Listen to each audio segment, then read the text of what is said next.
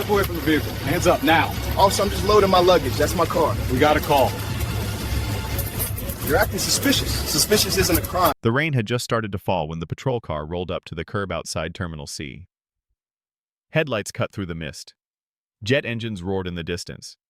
A man stood beside a black sedan, one hand on the trunk, the other gripping the handle of a carry-on suitcase. "Sir, step away from the vehicle." The voice was sharp, rehearsed, used to being obeyed. The man froze, then turned slowly. He was tall, neatly dressed in a navy blazer and pressed slacks, airport lanyard still hanging from his neck. "Is there a problem, officer?" I said, "Step away from the vehicle and keep your hands where I can see them." The trunk remained open. The smell of jet fuel hung in the air. Announcements echoed from inside the terminal. Last calls, delayed departures. Names half swallowed by static. Travelers streamed past without slowing until they noticed the posture of the officer hand resting just above his holster. The man raised his hands calmly. "I just landed. I'm leaving the airport. That's my car." The officer took a step closer. "We got a call about a suspicious individual loading luggage. You match the description." Suspicious how? The question landed heavier than it sounded. The officer's jaw tightened. "Sir, do not argue with me. Do you have identification?" "Of course I do." The man reached slowly into his jacket, careful, deliberate. "I'm asking why I'm being stopped." The officer's voice hardened. "Put the bag down, now." A few people stopped walking. A woman near the rideshare sign lifted her phone, pretending to text, the camera angled just enough. Raindrops tapped against the roof of the sedan, steady, patient. The man set the suitcase down. His face showed control, not fear, but something else. Recognition. He had seen this before, not here, not like this, but often enough to know where it could go. "Officer, I work here. Not for the airport, for the federal government." That got a short laugh. "Everyone works somewhere, sir." "No, I mean here, this airport, this region." The officer stepped closer again, invading the space between them. "Then you won't mind complying while I figure that out." Hands on the car. There it was. The moment where a routine misunderstanding crossed an invisible line. The man hesitated for half a second, not in defiance, but calculation. He looked past the officer at the terminal doors, the badge scanners, the cameras mounted high above the curb. "You're making a mistake," he said quietly. The officer heard it as a challenge. His shoulders squared. "Sir, last warning." The man turned and placed his palms on the cold metal of the car. The rain darkened his sleeves. A phone somewhere nearby kept recording.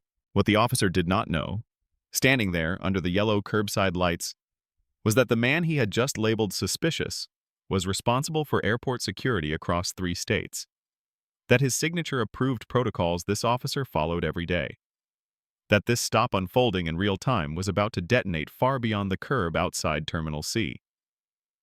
The scene at the curb freezes, then the story rewinds. Years before that rainy night, before the badge scanners and patrol lights, before Terminal C, the man had learned early how systems either protected you or crushed you.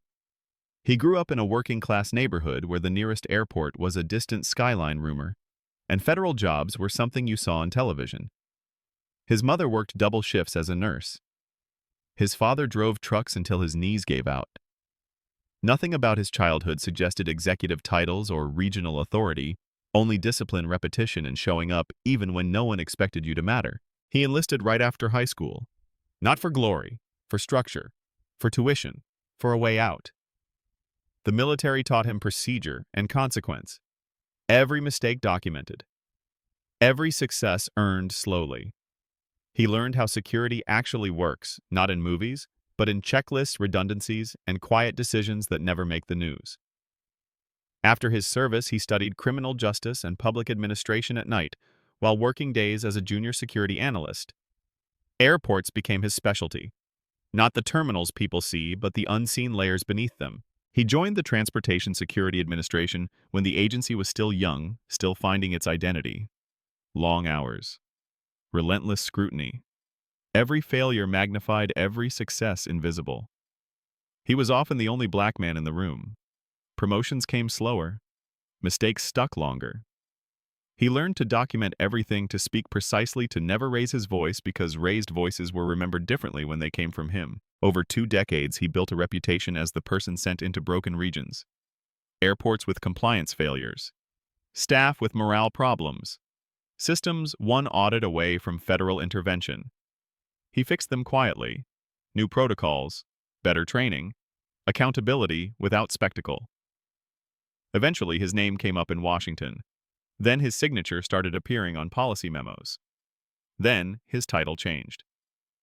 TSA Regional Director. Oversight of multiple major airports. Responsibility for thousands of employees and millions of passengers. On the night of the stop, he had just returned from a security conference. A long flight. A delayed landing. He wanted to go home. He did not expect to be a lesson. The officer who stopped him had his own history. Shorter, narrower. He grew up believing law enforcement was order in a chaotic world. He joined Young praised early for being proactive. Stops. Checks. Initiative. His supervisors liked numbers. Activity looked like effectiveness. Complaints followed him, but none stuck hard enough to derail him. Suspicious person calls. Failure to de-escalate. Tone issues. Always borderline. Never quite crossing the line on paper. He worked airport patrols now. High visibility, high pressure.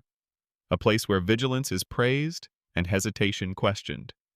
He had been briefed on threats on behaviors on intuition.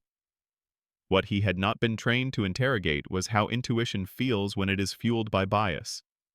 How certainty can form without evidence. How authority resists correction once asserted. That night the call was vague. Man loading luggage, lingering vehicle, no crime articulated, but the setting did the rest. Airport? Security. The officer filled in the blanks without realizing he was writing fiction. By the time he stepped out of his patrol car, the story in his head was already complete. When the man spoke calmly, it did not register as cooperation.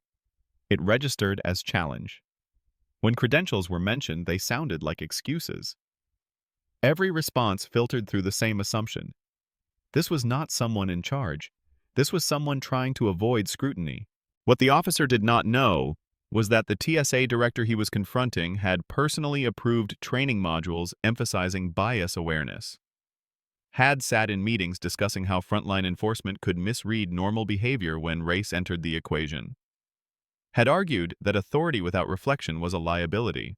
Two men standing in the rain, each convinced he was doing his job. One trained to maintain order by command. The other trained to maintain security by systems. Only one of them had the power to escalate in seconds, and only one of them truly understood what was about to happen if this moment went one step further. The rain picked up as more people noticed what was happening. The man stayed exactly where he was, palms flat against the car, shoulders relaxed chin level. He did not argue. He did not plead. He spoke when spoken, to each word measured as if he were already aware that every syllable mattered. Officer, I can provide my credentials. I am not resisting. The officer ignored the sentence and focused on the posture. Hands spread, feet apart. Compliance that still felt wrong to him. Too controlled. Too confident. He circled slightly, scanning the open trunk, the suitcase, the interior of the vehicle visible through rain-streaked windows. Why are you lingering outside the terminal? I just arrived. My ride was delayed. I'm loading my bag. The officer gestured toward the suitcase. What's inside? Clothes, documents, a laptop? You mind if I take a look? The question was phrased like a request, but it wasn't one. The man turned his head just enough to make eye contact. I do mind. I do not consent to a search. That sentence changed the temperature of the scene. Not loudly, not dramatically. But the shift was unmistakable. The officer's shoulders stiffened. His voice dropped half an octave. So now you're refusing to cooperate. I'm asserting my rights. A small crowd had formed near the curb. People waiting for rides. Drivers leaning against their doors. A couple standing under the awning pretending not to stare. Phones were out now, no longer subtle. The red recording light reflected faintly on wet pavement. The officer glanced around. He felt it. The eyes, the judgment, the pressure to maintain control in public. Backing down now would not feel like discretion. It would feel like defeat. Turn around, he said. The man hesitated, not in panic but in disbelief. Am I being detained? You are now. On what grounds? Suspicious behavior, failure to comply. The man exhaled slowly and turned, placing his hands back on the car. Rain soaked through his jacket. Somewhere inside the terminal, a flight arrival chime rang, absurdly cheerful. As the officer reached for the cuffs, a voice cut through the air. Why are you stopping him? A woman stood a few feet away, phone held steady. She didn't sound angry. She sounded confused. He didn't do anything, another voice added. The officer did not turn around. Sir, you need to stop talking. The metal cuffs closed around the man's wrists. The click was sharp. Final. The sound people remember later. The man did not flinch. He did not look at the officer. He looked forward, jaw set, eyes focused somewhere past the terminal doors. In his head, the incident was already reorganizing itself into timelines and reports. Times, names, badge numbers, cameras. As he was guided toward the patrol car, he spoke again quietly, evenly. "You are making a serious error." The officer opened the back door. "Get in." Rainwater pooled on the seat as the man sat. The door shut. The sound was dull ceiling. The crowd murmured now. Not shouting, just that low sound people make when they know something is wrong but don't know what to do about it. The officer stood for a moment staring at the closed door. He felt the unease creep in thin and unwelcome. The man had not resisted, had not raised his voice, had not behaved like anyone he usually arrested. He shook it off and walked around to the driver's side. Behind him, cameras kept recording. Timestamps kept advancing. And the airport built to move people safely through invisible systems watched as one of its highest guardians sat handcuffed in the back of a patrol car, accused of nothing that could be written clearly on a report. The ride to the airport police office took less than 5 minutes, but it stretched in the mind. The patrol car moved slowly through service roads most passengers never see. Concrete walls, yellow warning lights, the hum of restricted areas where access is controlled by badges and clearance levels. The irony pressed in on the man in the back seat, quiet and heavy. The cuffs were tight, not cruel, but deliberate. Every bump in the road sent a small jolt through his wrists. He adjusted his breathing instead of his posture. Control what you can. Document what you cannot. Years of training did that automatically. The officer drove in silence. No radio chatter, no casual remarks. His jaw was set, eyes forward. The longer the quiet lasted, the louder his thoughts became. The man hadn't fit the pattern. No agitation, no excuses, no fear. That kind of calm unnerved him more than anger ever did. They pulled into a secured lot and stopped. The engine idled for a moment before shutting off. The officer sat still, hands on the wheel, as if waiting for something to make sense. Then he opened the door. The walk inside was procedural. Doors buzzed open. Fluorescent lights hummed. The smell of disinfectant replaced jet fuel. A few officers looked up as they passed, taking in the sight of a well-dressed black man in cuffs, airport credentials still visible around his neck. Processing began without ceremony. Name, date of birth, reason for detention. The officer hesitated just long enough for it to be noticeable. "Suspicious behavior," he said finally. The man met his eyes. "Suspicious is not a charge." The officer didn't respond. As paperwork moved from hand to hand, another officer glanced at the credentials clipped to the man's belt. His brow furrowed. He leaned closer, reading, then looked up again. "Where did you say you work?" The man answered calmly. "Transportation Security Administration." "What division?" "Regional Operations." The room shifted. Not dramatically, just enough. Chairs creaked. Someone stopped typing. "Regional Operations for where?" "3 states." The officer who made the arrest felt it then. The first real crack. Not fear yet, just uncertainty. He stepped in.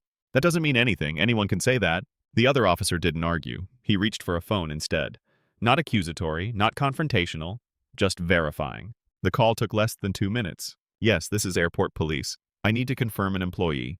Name follows. Badge number follows. A pause. Then another pause. The color drained from the officer's face slowly, like water receding. He covered the receiver and looked at the man in cuffs. "Sir, are you the TSA regional director?" The man nodded once. The silence that followed was absolute. Keys came out quickly after that. The cuffs opened. Metal released skin. Red marks remained. Apologies began overlapping, disorganized. Someone mentioned a supervisor. Someone else mentioned a report. The man rolled his wrists, gently testing circulation. He did not raise his voice. He did not smile. "Get me the incident log," he said. "All body camera footage. The original call. Every report written tonight." "Yes, sir, immediately." Outside, the rain continued to fall. Inside, the consequences had already begun to move quietly, inexorably, like systems doing what they were designed to do, once the truth was finally entered correctly. The confirmation did not end the night. It transformed it. Within minutes, the airport police supervisor arrived. Older, careful with his words. He listened more than he spoke. He reviewed the credentials himself, then stepped aside to make another call. This one went higher. Not routine, not casual. The room filled quietly. Not with people, but with awareness. Every action from the curb replayed in the minds of those present. The original stop. The escalation, the cuffs. Each step now carried a different weight. Sir, the supervisor said finally, we sincerely apologize for the inconvenience.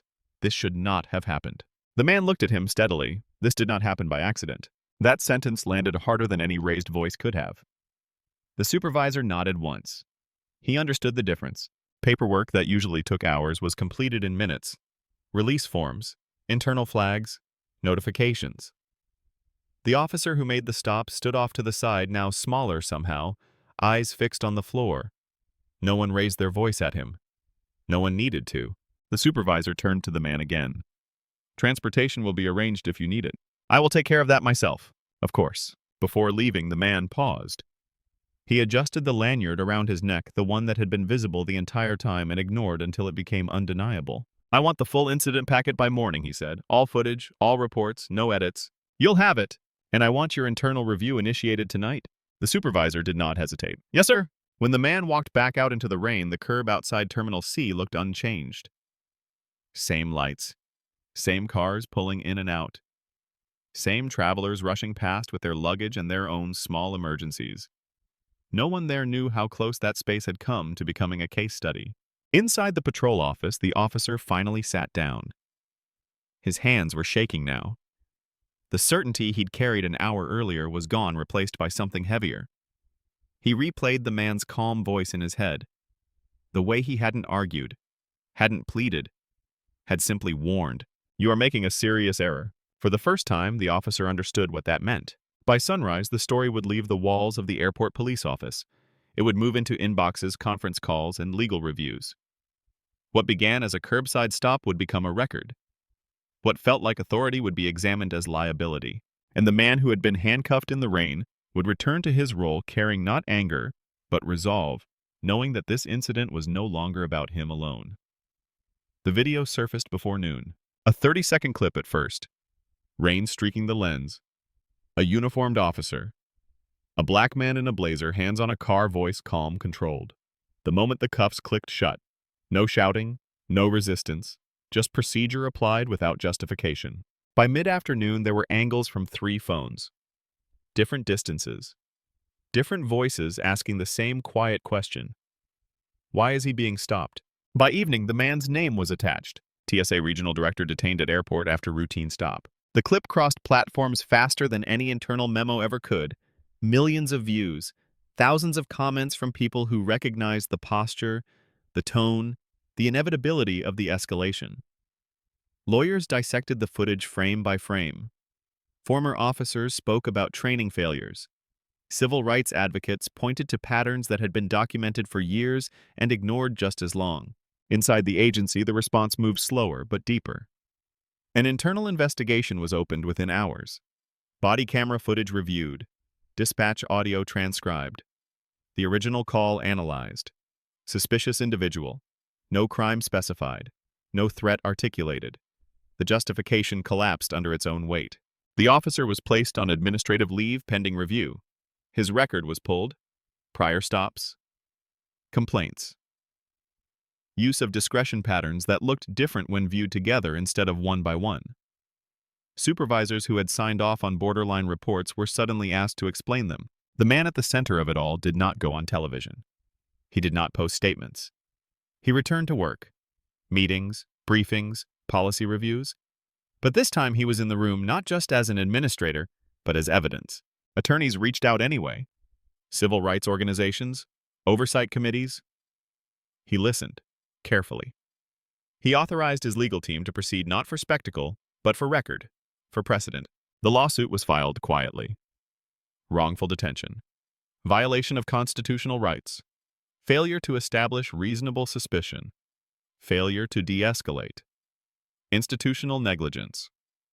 The airport authorities settled before discovery reached the deepest layers. The number was significant, enough to be noticed, enough to hurt.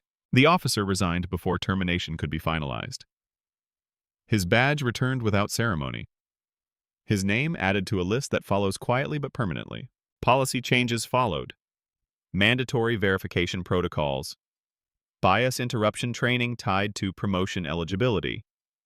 Clearer standards for airport police engagement with credentialed personnel and civilians alike. Not just words, Timelines, audits, consequences.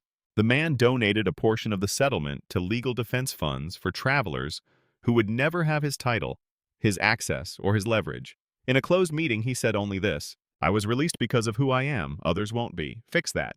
The curb outside Terminal C looks the same today. Cars still pull up, travelers still rush, rain still falls.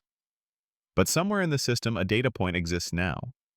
A case study, a reminder that authority without reflection becomes exposure, and that sometimes justice doesn't arrive loudly.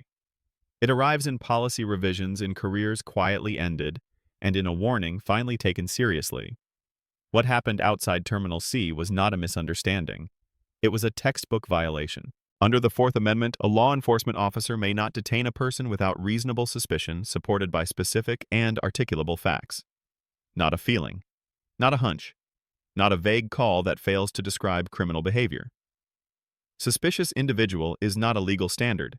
It is a placeholder that demands clarification, not escalation. In this case, there was no crime reported. Loading luggage is not criminal conduct. Standing near a vehicle is not criminal conduct. Refusing consent to a search is not criminal conduct. Yet each lawful behavior was interpreted as justification to continue the detention. That is how constitutional violations happen. Slowly. Procedurally. One unchecked assumption at a time. This is also how implicit bias operates. Bias does not announce itself with slurs or rage. It shows up as confidence without evidence, as certainty that does not require verification, as the belief that calm professionalism must be deception when it comes from certain bodies in certain spaces. The officer did not think he was acting unfairly. He thought he was being vigilant. That is precisely the danger. If you ever find yourself in a similar situation, the priorities are simple. Stay calm. Keep your hands visible. Speak clearly. Ask one key question. Am I being detained, or am I free to go?